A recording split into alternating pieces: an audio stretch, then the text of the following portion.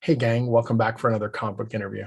Tamra Bonvillain's been coloring for the last 10 years and showing people really the importance of what a colorist brings to the entire comic book pipeline.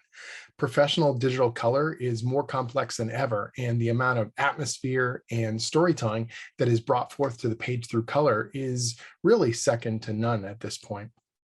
I think you'll agree that Tamara is one of the best, and there's a really good reason why she's won so many awards for her work.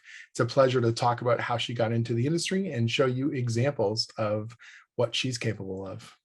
Hey, Tamara, how's it going? Good. How are you? I'm good. I'm doing all right all the way around. I've been going through all kinds of different interviews with different people in the comic book industry, talking about, how they got into it and all that kind of stuff. And a lot of these interviews tend to be very writer and line artist kind of focused. And as much as possible, I want to broaden things out. You've had a lot of success as a colorist. You've been plugging away for quite some time. And I thought it would be great to go through your experiences working away in the comic book industry and talking about all kinds of stuff. So I appreciate you making the time here. Yeah, no problem. Thanks for having me. My pleasure. It's awesome, and your work is awesome. I love working with you when we've had the chance to collaborate on different projects. But before all that, before we talk about your professional work, tell me about you as a comic book reader. Did you grow up reading lots of comics, or? Yeah, like as a young kid, it's hard to like pinpoint it because it's just kind of like, by the time I was, a kid, they're kind of like out in the ether a little bit. A lot of Ubiquitous, yeah. yeah, a lot of people kind of point to it, and so do I. It's like the kind of the big ones of like, your 90s, like Spider-Man, Batman, X-Men, right? Hmm. But I was talking to some people before, and I realized, like, like even before that, I had a little taste because like we'd rent stuff from the video store. You'd get those weird, like old, like '60s cartoons that they had. Oh yeah, big time.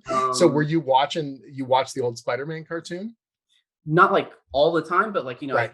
catch those tapes or like the Be Old stuff. I'd get Yeah. random comics here and there. Like as a Hmm. little kid, entirely dependent on other people, like giving me Sure. comics or something. Were any from that period, like, did any of them stand out to you that you remember now? Like, Yeah, as I think like so before that big like push in the internet, sure, like I remember having like just some random like X Factor books and like nice. like that, like I was a little kid, so like the cover is all ripped up and stuff like Yeah, that. yeah, totally. I remember like like be at a flea market, I go like try to find like some old comic, like it'd just be like a random issue, like I don't know Sure, what's going sure. on. It's just like one issue out of something. But they grabbed your attention even then. Yeah, I remember being like when I was a kid, I found like an old like Spider-Man like in a black costume, but like Hmm. before any Venom stuff. So I was like, I don't know, I didn't know that. I'm like, oh, what's this all about? Right, Like, right, right. Nice. Cool.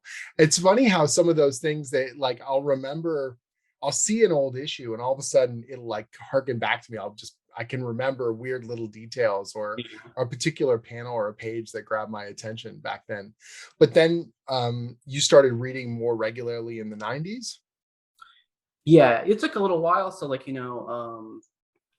like you said, the cartoons kind of like caught me up, basically. Like, give you a little crash Okay, course like on what's going on a little bit. sure, sure.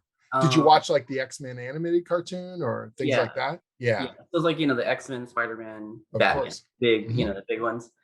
Um, so I mostly, if I bought books, there was mostly, not exclusively, like mostly Spider-Man or X-Men Hmm. thing.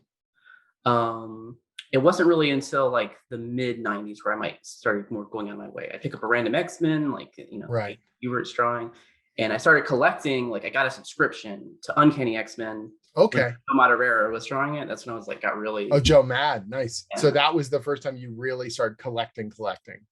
yeah, because I'd get the like a subscription, like for my Right. birthday or something. So it's like, oh, I Yep. got all year now. Nice. And so that was, you're saying Joe Madureira by name, like that was where you really started paying attention to who the artist was as opposed to just the characters, or? This was the biggest one. It wasn't necessarily the first. Because like with Spider-Man, I try to like piece stuff together. I like, Sure.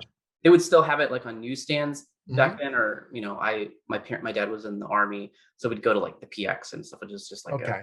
So a you weren't going to a regular comic book store or things like that. not as a young kid. That was Okay.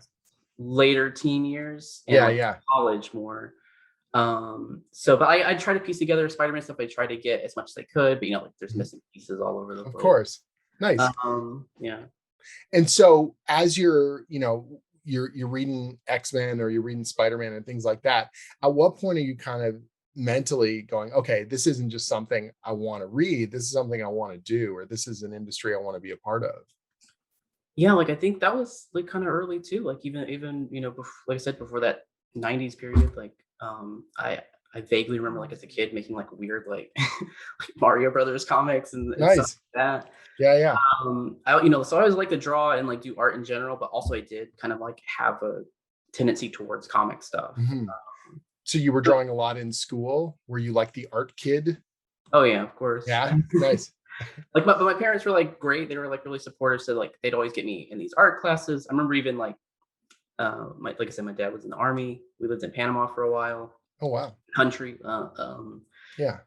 And I remember there's like an art class where it's like there was an age limit, and they kind of pushed the teacher, like, can like, like got me into it. Nice. They were good. I'd take art classes in school, and then when we moved back where I am now, Augusta, there's like a magnet school, which they're like public schools in the U.S., but at least here, this one you have to like try out for. So if they have a Oh, okay. specific focus, usually this one was like a fine art school. So I went there my last 3 years of high school. Nice. It's like an art school, so I got a lot Right. here. And Was there, I don't know what era we're talking about, was there any focus on digital art at all, or was it all traditional? I wouldn't say there's a focus, but like, so I graduated in 2000. Okay. So I got like the last bit of the '90s Yeah, there. yeah. Um, um, but we did have a computer class, Okay. computer like art class, computer Right, art. right. It was very basic, but it gave me a Sure. little bit. And as a kid, I would like, or as a teenager rather, I was trying a little bit of everything. Like Right, right. Photoshop, all these things. So it's like kind of learning it, on my own too, like in addition Hmm. to that. Nice. And so where did you end up? What art training did you do after high school? So I initially went to just like a local college. Hmm. I thought about going to SCAD because I'm in Georgia already. Right. So I was going to try to get my core classes out of the way there. But I stayed there for a few years. I took art there. It's Hmm. more fine art focused. Right. So you're Um, doing drawing, painting, figure work, and all that kind of stuff? yeah, it's just kind of like a across the board, just Sure, sure. General art. like Yeah, yeah. everything. Right. And I don't know what it was really that made me change my mind, but I ended up going to the Kubert school instead. Oh, Uh, interesting. yeah. Is there a portfolio process for that? Like, did Oh you, yeah. yeah, so you put Yeah. Yeah. together a specific comic focused portfolio? Yeah. So like, I had a little bit of stuff. So I was at this school and I just kind of, it was fine, but I wasn't fully happy with it because it wasn't really what I was interested in. Right, right. There's definitely crossover things there that you're learning. Sure. But at a certain point it's like, I don't want to, I don't want to make ceramics. Right, right. So yeah, like I was like, whatever it was, again, I don't remember the thing that got me there, but like, I'm gonna go to the Kubert school. Right. And So you so became sort of zeroed in on that. yeah, so I'm gonna take a little time off from school, and I had a job so I can save up some money. Mhm. So I worked for a couple years. And yeah, I just, I worked on some art in the meantime, some like more specifically focused, for Right. that. And yeah, so you have to, I don't remember if there was like specific requirements, but you just kind of have a general portfolio or something. Right. So were Things you like- still reading and collecting comics through this whole period? Were you finding other influences and artists who were grabbing your attention, or? Yeah, that was like the main period where I was probably Sure. collecting. So like So what were you really into at that point? so I'm in college, it's like 2000, early 2000s. This is Mhm. when I actually start buying more stuff. Like, Right. so the thing that got me was, like I was still kind of on my Joe Mad thing. So like, Right. that's around Battle Chasers. So, Sure. like, I bought like 3 issues of Battle Chasers that came out or whatever. Right. They were one Uh, a year for a while there. Yeah. Yeah. So is that, I think I was like collecting Spawn at this point. I'd still pick up my occasional like X-Men, Spider-Man stuff. Mhm. Some random things. Remember exactly when they started it, but like when they started doing like the Ultimate Comics Yeah. with Marvel, they put them up for free at first on their website. Right. I don't know if it was like the same day, but like they had Mhm. like when I was aware of it, there was a good chunk of them up there, like at least like Nice. 10 or so. Right. And so it's like, oh, okay. So I read all those, for free, and then it kind of got me, back in. I was like, I want to keep reading this. Sure. So I started, picking those up when I would go to the comic store. Cool. So you were buying Spider-Man, X-Men, the Ultimates as well, or? Yeah, but when Nice. that first happened, it was before Right, that. right. It was just those two at first. Yeah, But that's what kind of like kickstarted me back into it. Like it nice. grabbed me in, and it's like easy because I'm in college, I have a little bit of money, but not a lot of money. Right, right. I can collect a few books, but that's like then Hey, it's this is research. This is what I want to do. Yeah, yeah, totally. so it snowballed from there. But yeah, I had like I said, the school I did like uh because I had other influence outside of comics too, like Mhm. artistic influences. I What remember, other artists were grabbing you? Like painters or illustrators or yeah, and not necessarily one I latched onto, but I just like, sure, you know, it's interesting too. Like, we did art history and things like sure. that. So like you're like, different era of painters. There's a lot of stuff Yeah. I paint, but there wasn't one that was like this. I'm a fan of like Carl Okay. or So you something. weren't like focused down on one completely. It was just sort of Yeah, a broad art model. yeah. But I do remember I had a pretty good like color theory class at that school. I Nice. remember that being like a thing that probably made a lot of stuff click for me. Where like, Sure. we're doing a lot of stuff where it's just like little exercises of like, relative color, like with these little squares that we'd have to cut out and put next Yep. to each other. And so like that really hammered a lot of stuff into my head.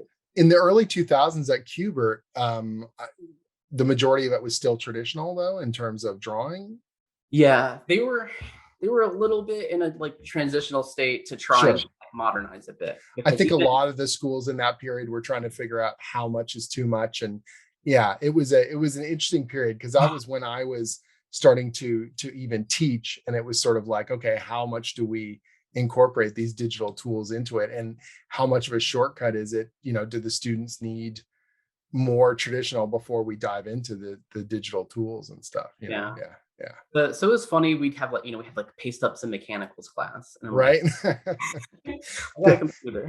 Right. This is all going to go away at some Yeah, point. like Yeah.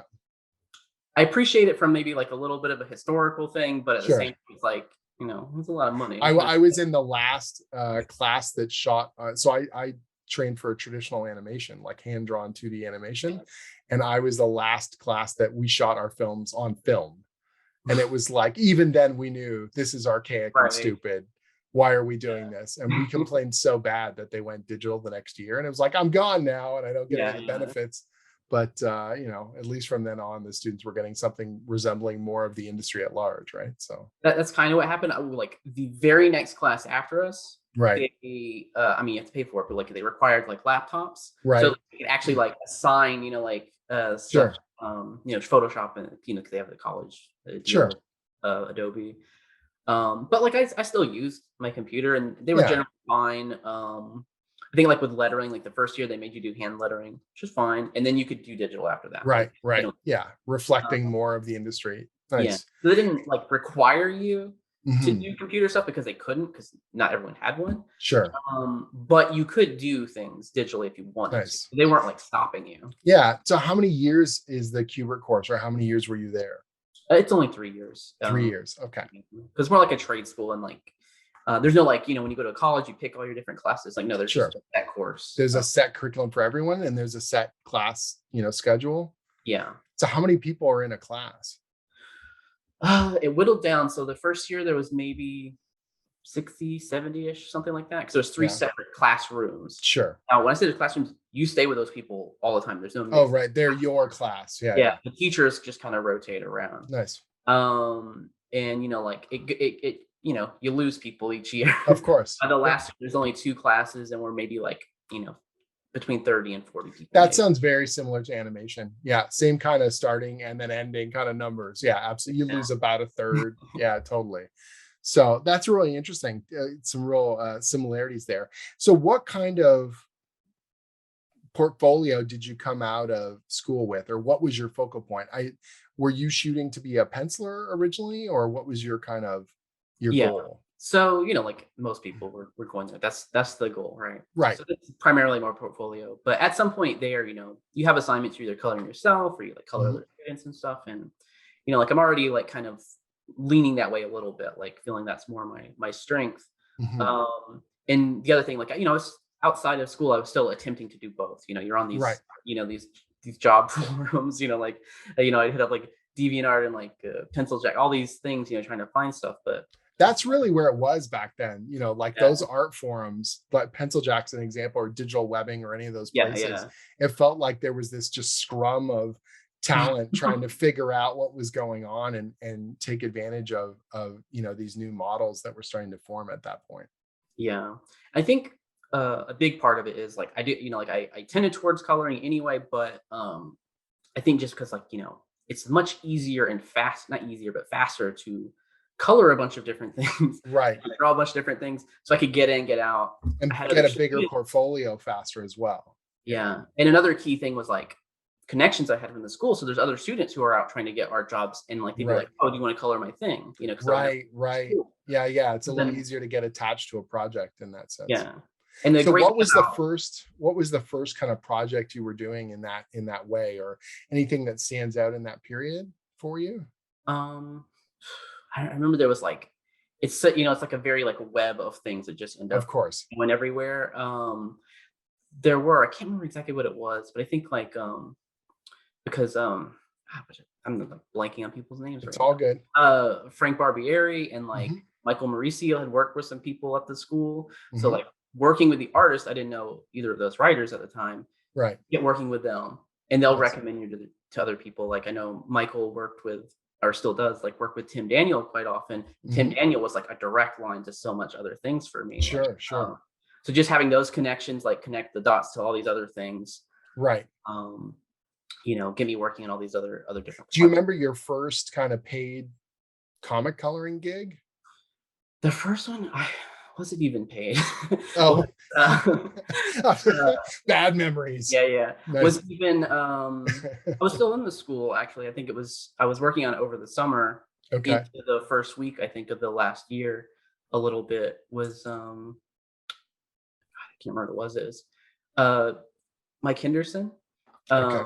He did like Nail Biter and he does Hmm. Marvel stuff now, right? Yeah. Um uh well, his colorist went on to go do a different book, and so I took over like half of that. That's like the first thing was I'm doing a book that's gonna get published. Cool. Which book is this? Sorry. It's called The Hex and Hammers or something. Oh, I forget cool. the publisher.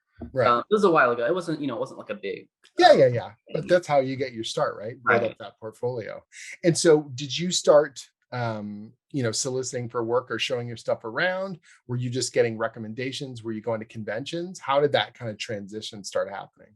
Yeah. So, while we're in school, that's when New York Comic Con like just started, like right when we went to that Right. school. I think was the first year, like 2006 or something, or Hmm. seven. It was the next year. But yeah, we'd go and we'd show our stuff and whatever, and usually, you just get reviews and things. But after school had ended, yeah, I'd print up these little books, like small little books of like samples. Okay. And I actually ended up getting a couple jobs off of that, like some like web comic publisher and Zenoscope of all people, like that. Oh, okay. I got a little work there to start. So, and was that, your first couple, obviously you're just catching whatever you can and Yeah. it's sort of, moving past you or whatever. If they're not monthly gigs, they're not regular gigs, but you're building up your portfolio and you're sort of, yeah, you've got, more stuff at each stage. So at that point in time, are you figuring out a working process for yourself? Do you have a flatter? What are you, how are you kind of approaching the page or palette or any of that stuff? Yeah. I did at that time. At the very beginning, I didn't have a flatter, so I'd flat my Right. own stuff. Um, when I started doing the Zenoscope stuff, some of that I started using a flatter for because I remember a couple of the deadlines being a little tougher, but also had a day job, Right. So I did a little bit. That's when I started. But I'd also flatted for years, like That was just something you were doing on the side as well, or? yeah, I had kind of slowed down a little bit at that point, but I was still doing it. Mhm. Because the studio had closed at some point. But yeah, so definitely the working process, I kind of figured stuff out, like even by school, and it's just kind of a slow like tweaking it as I go along until like now, for the most part, I pretty consistently use the same like technical process to do things. And broadly speaking, what is that? Like, are you you know, what is that approach? Not to steal all your Oh, no, skills here, but no. It's yeah, it's no, that doesn't bother me. It's more of a like it, it starts to become more technical where it's like sure. I always just do base flats, like Hmm. pretty much local color. Maybe I'll hue one way or the other if I know I'm going for, certain palettes. Hmm. And so like, I color correct everything to how I want it to look. And I'll generally start with some kind of like layer that kind of like does like an overall cast of color or something on it. So Right. So everything's you kind of unified. right. So you're starting with like a white light kind of like you said, local color layer, and then you're doing an adjustment to figure out what that overall palette or hue is going to be. Yeah. Nice. And so that's the start. And then I have, I work in layers. So I don't like go in and like, individually color pick each like, color of a thing. I'll set up different layers. So like various types of blending modes, but like a multiplier, a hard light or something. So it's like all the shadows are the same, type of color that's being cast on everything. Right. And I might throw a few different in there because sometimes might look a little dead if you just have one flat color doing that. But I'll do that with other things too. So I'll have like light layers that are kind of like adding some saturation and like color, Hmm. but it's adding the same type of lighting to everything, so it feels unified. So you're talking Um, about warm light or cool light or colored light. yeah, Right. and sometimes more extreme than others. Other times it's like pretty subtle because it's just like like a day scene or something. Sure. But it can get more complicated if I'm doing something really complicated, like you're in like a club or something, and then like there's like different colored lighting, and I can get Sure. more complex from there if I need to. And for me, I always like doing that because someone comes back and it's like, that guy's shirt should be this color or something. I can change the flats, and all Right. of the layers above it are still applying. Yeah. I don't have to change it and re-render anything. Uh, Right. Right. Usually, unless there's it can introduce some weirdness sometimes, but So you, because of that layered process, like you say, you're introducing all the light and shadow above the flats and above the base yeah, tones. So those base tones are always kind of kept um, yeah. locked and safe for you to be able to alter later. Yeah. I think the thing like first click that to try and it put me down that path to figuring that out is, I'd do flats. So I'd have professionally done artwork. Sometimes the one I Right. color on my own. I remember there's like a Spider-Man, like a big cover or something. And it's like, this is such a pain in the ass to color because he's like red and he's just like randomly broken up by like different colored spots, but it's like a Mhm. continuous form, right? Like, Right. and so it's like, I was like, how do you color this? Color the red. You got to pick the red color, and then you got to pick the blue color separate, and you got to make it figure, like. So I'm like, I want to just color him like this is his body, Right. Right. and use masks. So that's what you're doing. You're basically doing a black and white Mhm. thing that applies the color adjustment to it. Yeah, it's very similar to the kind of stuff we were doing at the Udon studio. Because a lot of us came from an animation background, we were literally like painting backgrounds and then doing characters separate, or the flats, we were doing all kinds of these layer effects on things, or we would do a master background sometimes and then we would drop it into panels or blur it out or do all sorts of stuff to kind of cheat and speed up the process, as much as we could. And it was all about those adjustment layers. Like, it was just a really, really fancy way for us to get a lot done in a really short period of time. And the flexibility that if a client came back and they said, oh, that guy's hair is supposed to be green, you're like, what? Yeah, You're not starting over or anything like that. So it's very much in line with kind of how I think about coloring as well. yeah, So that all kind of makes sense to me. The people that wig me out are the ones who just kind of go in and yeah. immediately render, and I'm just like, what are you I doing? I Yeah. don't I don't get that. There's definitely a lot of them that do that, and it's like obviously it works for them, but it's like I Sure. don't. I because they'll color multiple pages at a time. Sometimes some Yeah. people. I can't do that. I get too stressed. Like, what if my computer crashes? I'm not trying to lose six Right. files. I'll lose Right. one. Right. Right. But yeah, it's also like for me like consistency and repeatability too. Mhm. So like if I'm working on a longer series, it's been going on even several issues. Like it's like, oh, we were in this location before with this same Yeah. lighting setup. I just drag all that stuff over. I Yeah. don't have to rethink the palette. Like I just drag that stuff over and it looks similar. It looks Right. about as Right. close as it can look. Without me having to try to like, what did I do? I had to do this because if I was ever doing a cover or a single illustration or something, I might noodle around with stuff in that way because you don't have Sure. to repeat it. You Right, just right. It's a one-off and you're just trying to yeah. get an effect in this moment. Yeah, absolutely. But yeah, Yeah, having some of the fans, layered files on some of those illustrations that I do where I was just be like, I'm trying stuff and then go, oh, this works. Man, I hope I never have to go back into these layers because it's just right. nightmare fuel here. It's a process I'd never want to have to repeat because I was just kind of Right. figuring it out. But the Mhm. other ones are pretty streamlined. I joke, I'll post it sometimes and people are like, oh, it's so many layers. Like for me, it's like they're grouped. I understand, like I get Sure. the process and it's not as complicated as it looks. But Right. if you don't have the context, it looks So in terms of your coloring career, what do you look at in terms of breakthroughs? Like what are the projects where you feel like either the project itself was a real jump forward or the your technique and the quality was a jump forward? Where do you see those kinds of milestones? yeah. So like I said, probably the first one was probably with like the Zenoscope stuff because it was like published and Yep. like I'd heard of it, and like it's like, oh, okay, I'm doing This this. is actually being put in print and whatnot. And so was that something where were you working over inks or pencils or It was uh probably a mix. yeah, I just can't whatever remember. you It could was get? different Yeah. artists. Yeah, Yeah. yeah, totally. I think they tended towards pencils, just adjusted though. Sure. A lot of stuff I did. So there's that, and then trying to think. I mean, honestly, probably Wayward was one of the bigger the stepping stones after Yeah, that. I Um, think like I saw your stuff. The reason why we tried you out on God, I want to say it was like issue 3 or 4 of yeah, Wayward something like that. was someone had sent me stuff you've been doing for Dynamite. I know you had done some stuff with you've done Right. some covers with Steven and you've Hmm. done some stuff with Sean. And I was working with both of them, like obviously Steven on Wayward, and then Sean was doing stuff for Pathfinder. And so you had done some story there. And I think the pages got sent over. And I was like, oh, these look good. You know what I mean? Hmm. And I was like, oh, this is pretty solid stuff. And we were trying to get a regular colorist on Wayward at the time, and I sent only like 2 or 3 pages from that issue your way, and they came back faster than anyone else's and better than anyone else's, and I was just like, oh my god, this is really good. I got to try and lock this down.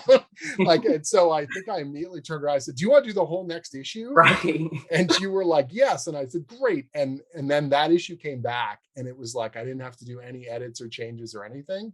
And I was like, okay, now we got something. Like this is Right. really working with Steven's stuff. And the previous issues were really they turned out good in the end, but there was a lot of back and forth. We were trying to figure out because Steven's got a very particular style and it's very open line, and he's not dropping a lot of blacks and shadows on most of those pages. And some of the colorists were just kind of no, and it's not Steven's lack of drawing ability, but they were kind of baffled in terms of they had to implement most of the volume in terms of light Right. and shadow. And if you're not an illustrator, if you're just doing kind of shortcutty kind of stuff, it doesn't look good. If you're not Right. thinking about volume, you're not thinking about Yeah. form. And certain artists, like even Max's stuff, I find sometimes some people aren't able to chisel out those forms well, and the stuff starts to flatten out and look weird. And if they're just trying to do that vague airbrushy kind of sculpting that Yeah. works with some of these highly detailed artists but not others. Yeah. And what really always impressed me was you were like carving out the forms, like you knew exactly where the light was, how it was affecting the scene, and how to push stuff in terms of depth. Like coloring a page is not just illustrations. These are where we're supposed to be looking at on the Right. page. Yeah. And that was what always kind of knocked me out when I was looking at your stuff, is just this like, oh, clarity and really cool atmosphere at the Yeah. same time. So Yeah. And like I said, that was, because yeah, I remember because I did a few Pathfinder covers with mhm. Steve, and because I did that Dynamite stuff. I did the Pathfinder thing with Sean, Yeah. um, and so like I kind of was like in a mode of knowing I'm doing this certain thing, but it was like working in that like consistently. Like those are Yeah. like covers or like short stories for that Pathfinder thing, Right. Right. and then like having to do that and having to do it consistently and having to do it, like on time and Exactly. The schedule, I see portfolios from a lot of people and individual things will look good, but you're like, can you produce this on with regularity? Do you know what I mean? yeah, Like this pinup's cool, this page is cool, but how long did that take you? That's the hard thing. And obviously, I think quality comes before speed.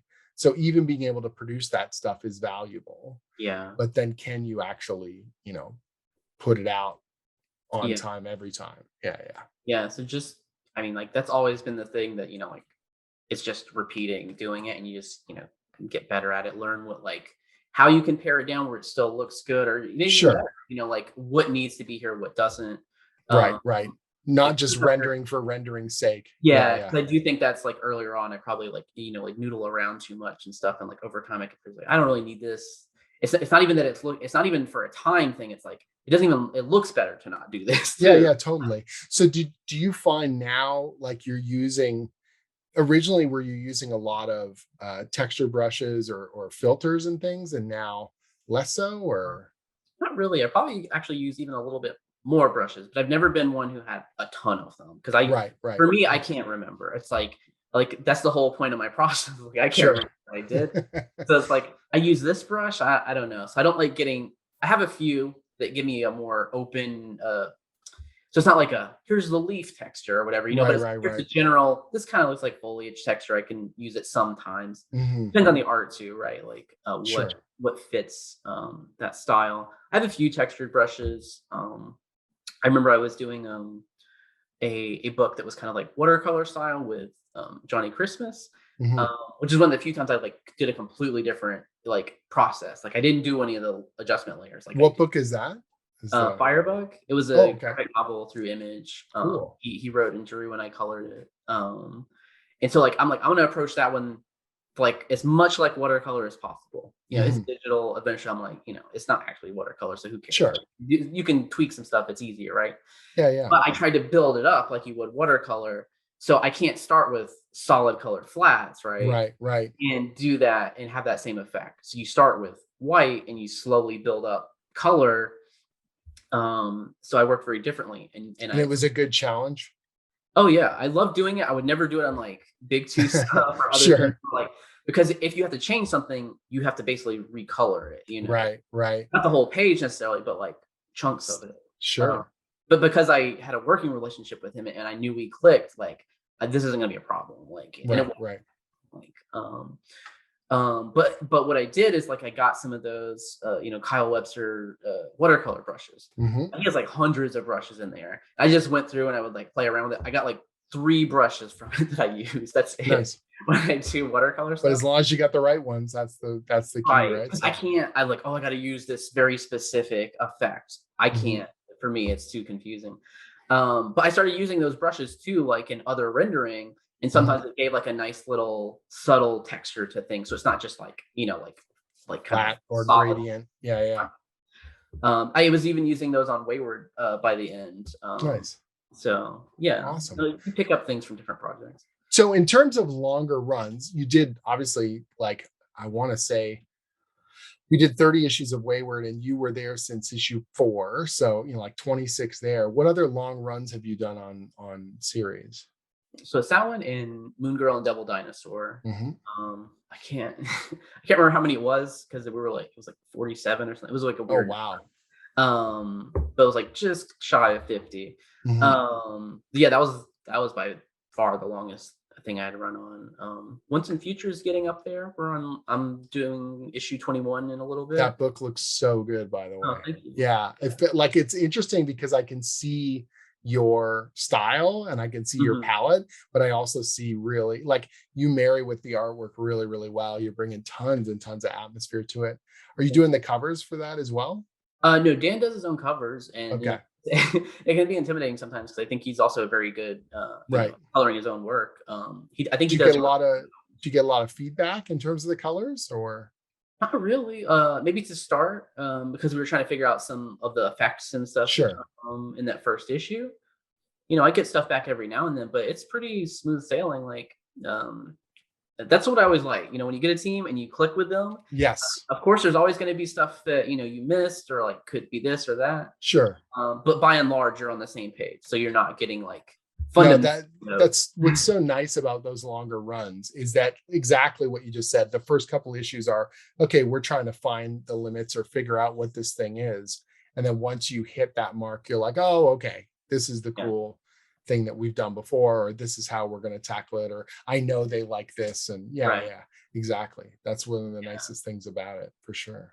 So yeah, like with both Dan and Kieran, like we all seem to be like on the same page there, and I've worked with Dan on a few other things, and it's like he always seems happy with what I turn in, so I'm happy to make him happy. Nice. So what's a typical kind of schedule right now? Like how many books are you juggling in a month and how quick do you have to turn around pages? Right now I'm in a pretty rough period, but I'm like trying to catch up on some stuff. Okay. I'm trying to pare down my schedule because and I'm sure it's a combo of things of just years of working at a certain pace Sure. and like COVID times where I had a lot of good opportunities last year and I kind of probably bit off a little bit more than I could chew. I Uh, think that's the freelancer mentality. It's like, yeah, when things are good, you're like, don't stop. Oh God, there's right, so much. Yeah. Yeah. right. I've been I there. always get like an anxiety of I don't know why because it's never happened of like oh I've got something coming up and I schedule my stuff ahead of time and I Mhm. look at my calendar it's like oh man I'm gonna have like 2 weeks where I don't have to do anything like what am I gonna do with myself. How dare I? Yeah, and it's like, it's annoys me that it makes me anxious because like, when I'm in the middle of it, like, now I'm like, "I want 2 weeks. I gotta take 2 weeks off." But Right. even that 2 weeks off is never actually gonna be 2 weeks off. What it's No. gonna be is something moves and moves and moves, and then, like, maybe you got a couple days off or something. Right. Or there's just paperwork and stuff that needs to get done, and all of Yeah. a sudden the time gets eaten up, right? Yeah. I asked this question to Max when I was talking to Max Dunbar about a week and a half ago, and I said, "Do you feel your schedule is stable now? Like there's more work coming, and you feel like you've got a good, solid base at this point? Is that like, do you feel that finally, or do you still have the anxiety of, oh God, what if it Uh, all dries up, or?" there's, like, a little bit of that. It's mostly gone, because I'm fortunate that most of my work or really all my work, once I got going, like, Mhm. it really was, like, kinda self-sustaining. Right. I don't, like, hit people up asking them for work or anything, usually I just, like they'll come to me and it's just, like, I, like, wait till things end and it just kinda works. It's been working out so far. I Cool. want to go into it now, with a more discerning mindset. Sure. Yeah, instead of just everything that comes at you. Absolutely. Yeah. I mean, I certainly say no a lot, but, Yeah.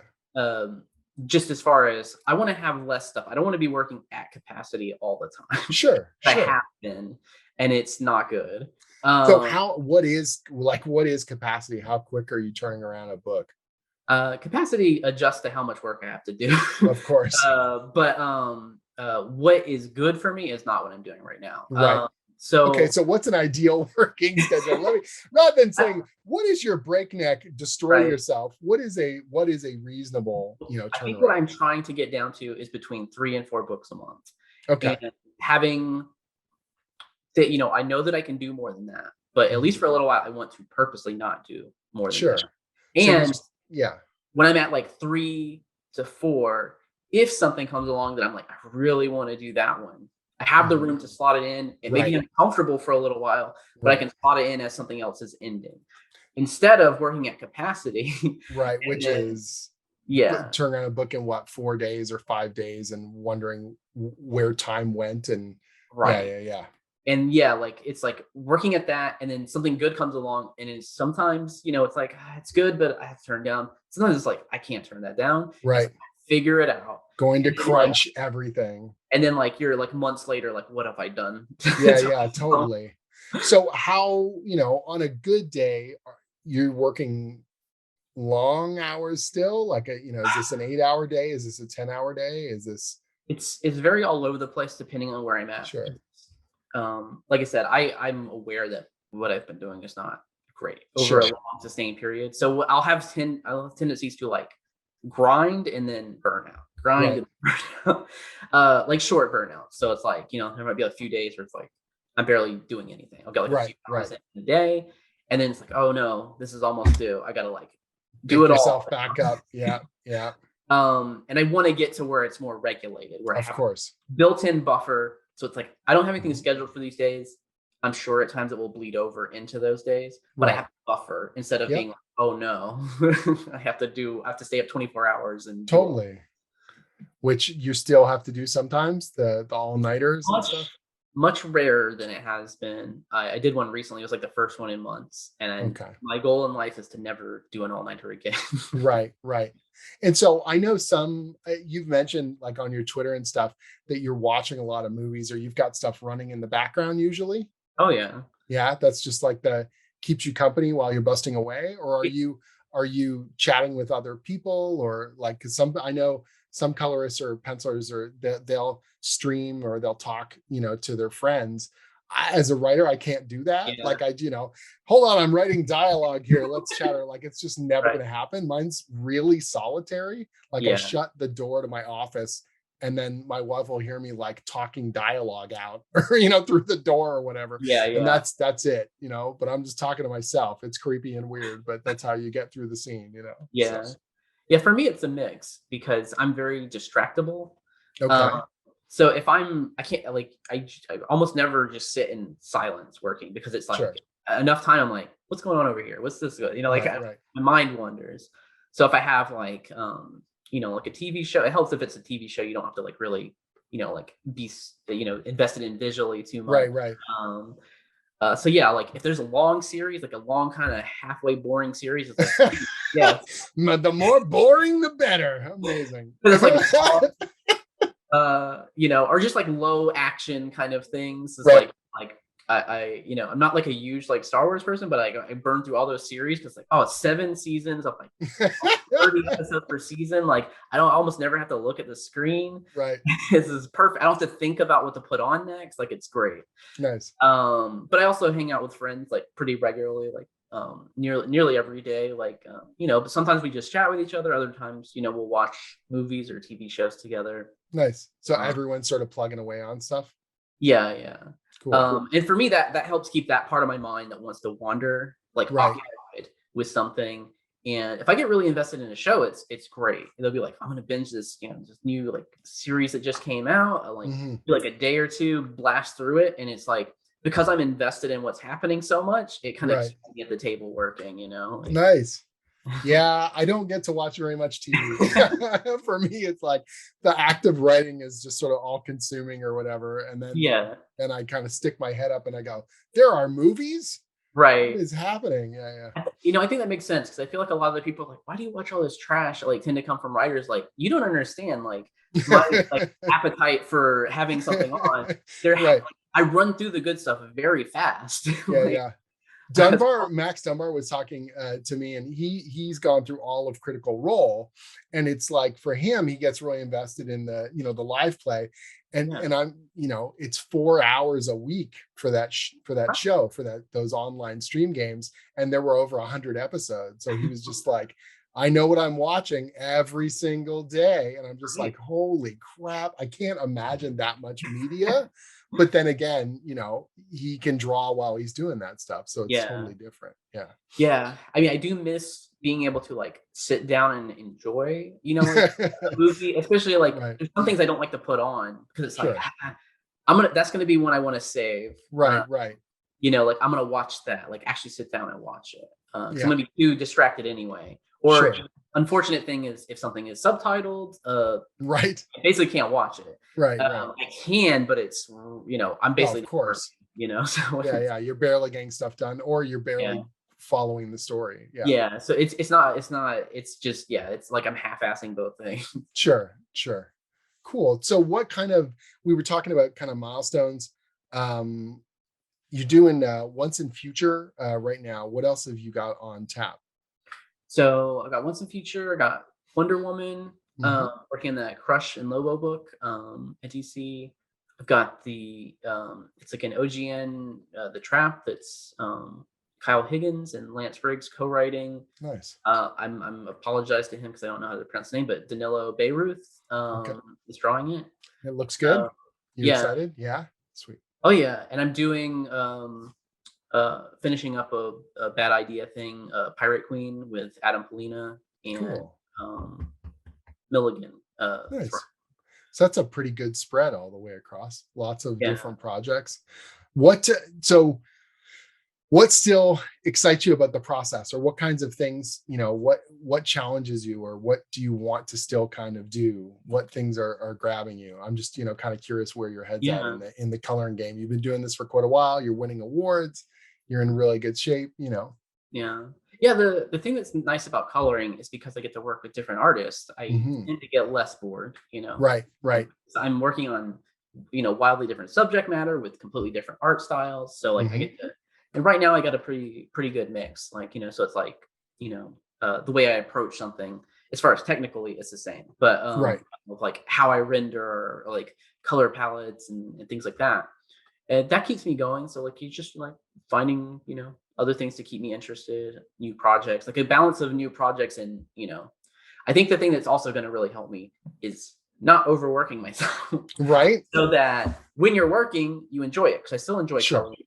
But when you're in the grind, it's hard to like Of course. fully appreciate it. It's one of those weird things where you're doing an amazing thing that you love, but there's so much of it and the deadlines are just stacking up. You know what I mean? And it's something that's hard to explain to people who aren't working in the business, because they're just like, yeah, but you're doing comics. And you're like, yes, I am. And I love it. And I'm very thankful.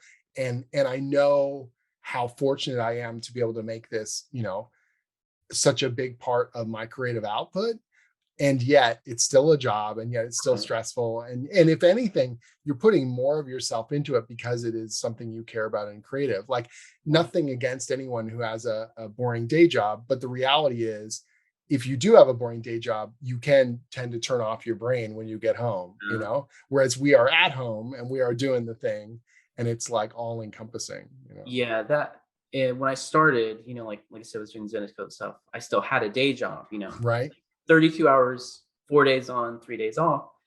But when I come home from that job, I feel like I'm free. My Right. mind is free to do anything. I don't Right. feel but like if your work is at home and you decide the pace, you decide how many hours you work, how many pages you do a day, you Hmm. could do more and get ahead, but Right. I've never Or felt do less and feel guilty. right. Oh I've yeah. never felt since I've started, like at that, once the things picked up that I've been caught up on anything. It's Right. always like there's something else to, keep going. I don't know if I'll ever feel that exactly, but I would like to feel less behind. Of course. I would like to feel less behind, please. Nice. Right. So Um, what advice do you have for people looking to get into this? Or what things, it's the corny question, but I have to ask, sure. what do you wish you knew going in terms of process or output, or expectations versus reality, any of that kind of stuff? Yeah, I mean, it's just kind of like what we're talking about. It's just, especially at first, because that's what happens, right? Hmm. You have to work so hard to get noticed. Yeah. You don't get paid that much. Right. So you have to work hard just to get by unless you have Hmm. other means of support, day job or someone's helping you or whatever. Um, that you can get in that mindset of like I always have to do this. Right. It's comics, so it's easier said than done, but like it's just a grueling pace. Right. If you're lucky, you can get to a point where you don't have to do that, but you Right. have to learn. You have to you have to teach yourself to not do that. So sort of discipline, though, is one of the first things kind of out of the gate, you think? Yeah, and just be prepared because, like, I think that's something I wasn't necessarily prepared for, the Sure. intensity. Like, even going to the Kubert school, like, at that school, "This is intense. This is the most I've ever worked in my life." Right. And then Right. you get out and it's like, "Well, no, no, now this is." Well, I think it's one of those things too, where in school you're doing an assignment and you have whatever number of weeks to do that assignment. Imagine you have overlapping assignments and they never stop. Do you know what I mean? And you're like, oh, Yeah. and yet somehow it becomes normal, and you look in the rearview mirror and you're astonished how much you've been able to complete, Yeah. because the deadline and the intensity of it has kind of honed you. Like, you're like, oh, this is now the new normal. This is what I do. I Yeah. definitely think you can surprise yourself because there's Yeah. like there's some things I thought, this is impossible. How can anyone do this? How can anyone color more than 2 pages a day? Right. Things like that. And just like repeated doing it, you'll probably figure it out because you have Mhm. to, or, Right. it doesn't work out, I guess. But Right. Right. you can do more than you think you can, probably. It's just, really, think about if it's worth it for you, like, Right. And getting out of um, your head as yeah. well. Did you find early on you were noodling away at stuff that didn't matter, or, Yeah, yeah. Like, yeah. like I said, starting out, like, I one of the things I like starting was like rendering a lot, Sure. because I do my own stuff, and I do digital paintings even, like outside of like comic stuff, just Hmm. for myself. And so I like, doing that, and form and rendering. And then it's like over time, it's like this is like one panel on this page. It's like, this is too much. It's like, even if you zoomed in and looked at it, maybe it looks good, but if you zoom out, it's just like a mess. Like, it's Right. like and you don't know what you're supposed to look at, and like, so it's not even doing the thing it's supposed to do. And Sure. it's not about like laziness or like saving yourself time. The bonus is you probably save yourself time too. And clarity is better. Yeah. Right. Do you So look figure to out a way. other colorists or past coloring for inspiration, or are there particular colorists you really like, you go, oh, I'm learning stuff just by looking at their work, or anything like that? Yeah. I'd say more like starting out, that was the case, Yeah. So when I was first getting started, like, of course, like the first one who really like made me notice like coloring, Dave Stewart.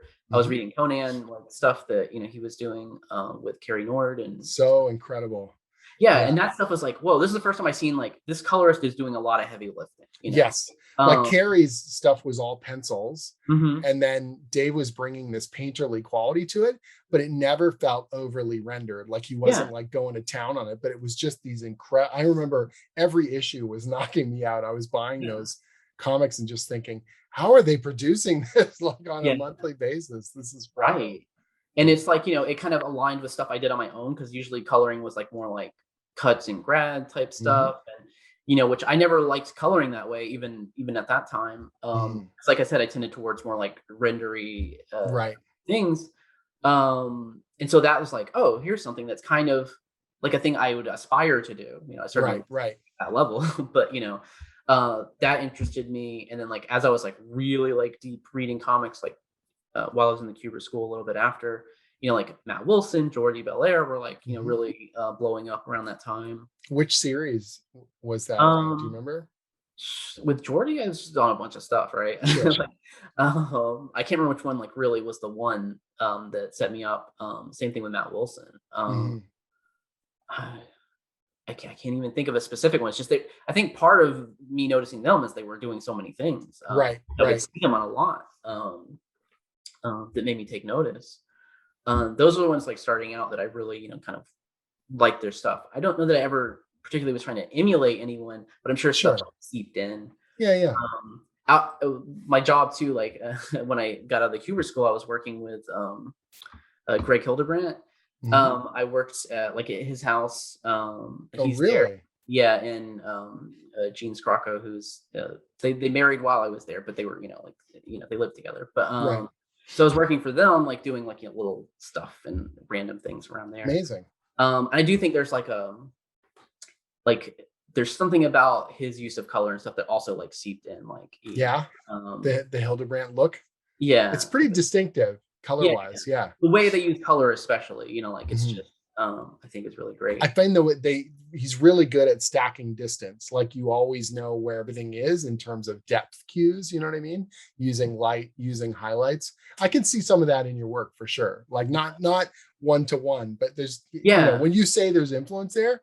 Yeah. right. Okay. Yeah, I can kind of see that I think, actually. yeah, I think it's like, not that I came to it with that, but like there was something that, like sometimes it's like there's something already there that kind of clicks, and you Sure. see it and it's like, oh, okay. And then, I had to look at those paintings like all the time. Right. Right. It's So like just never again. osmosis. It's just Right. working its way in. But That's like I think awesome. like he even like as much as you can recreate it in a traditional space, like like he would like pre-mix colors for like the skin tone. So you have like 3 or 4 or 5 or whatever like levels of in warm light, and then the same Right. like in the cool light kind of thing.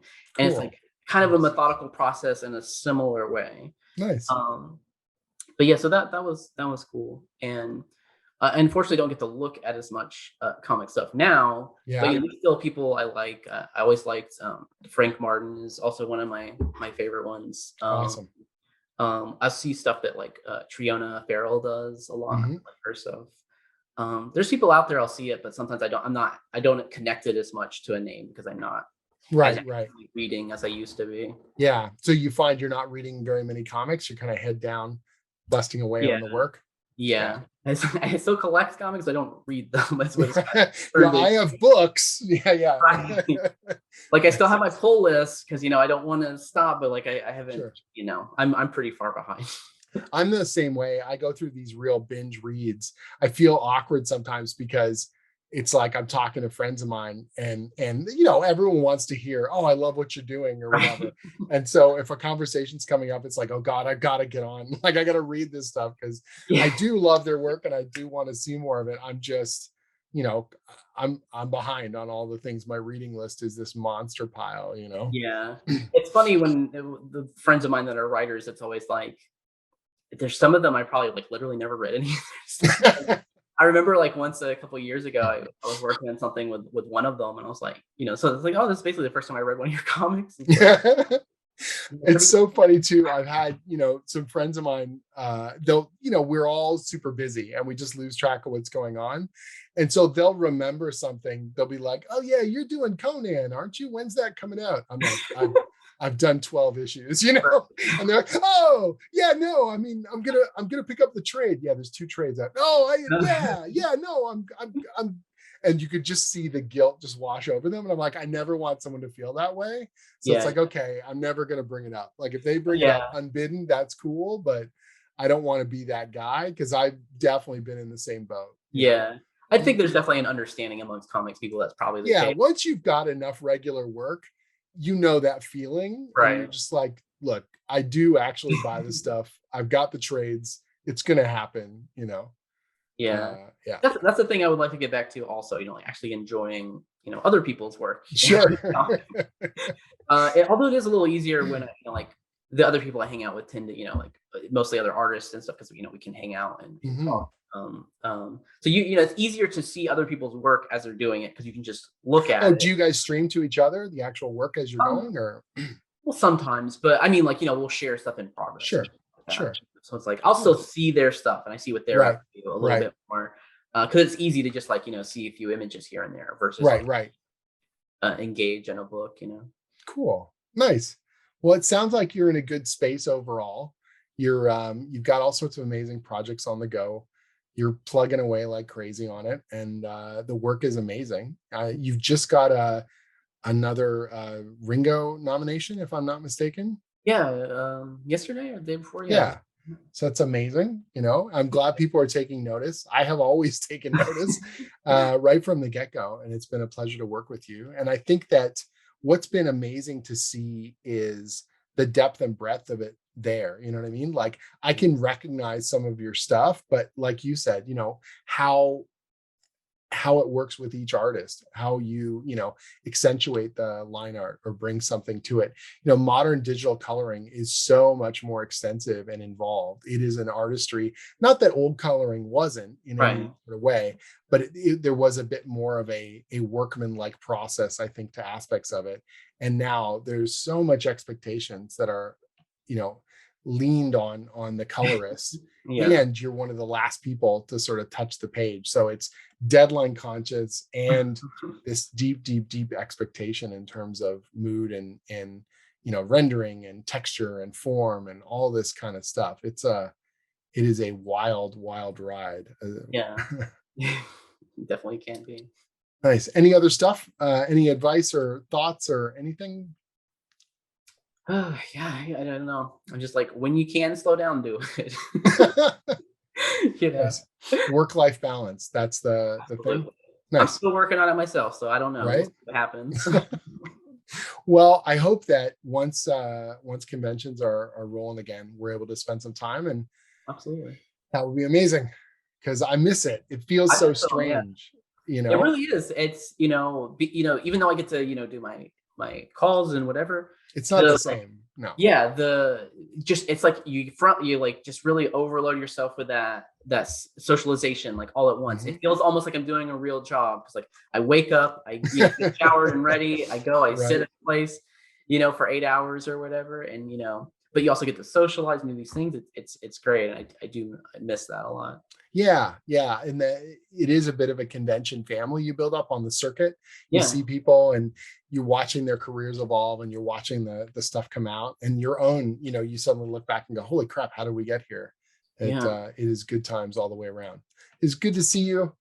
I'm Okay. so Good. happy that you're kicking butt, and I look forward to seeing more. Yeah. And want to definitely get on a project where you are coloring it up again because you absolutely kick ass. Oh, thank you. Appreciate it. Thank you for making the time.